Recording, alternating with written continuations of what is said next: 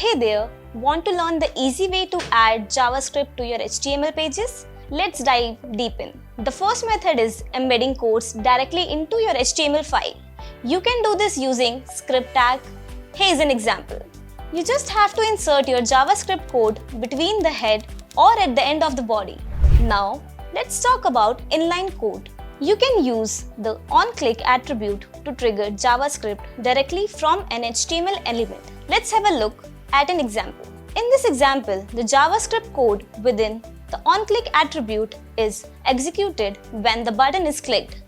It's a handy way to add JavaScript to specific elements. Another powerful method is linking an external JavaScript file. This keeps your HTML clean and prompts code reusability. Here's how you can do it. In this example, we have linked an external JavaScript file, script.js, to our HTML.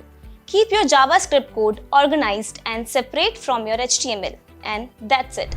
In this video, we have covered the 3 best ways to add JavaScript to your HTML pages: embedding code, using inline code, and linking an external file. Feel free to choose the method that best suits your project. Happy coding!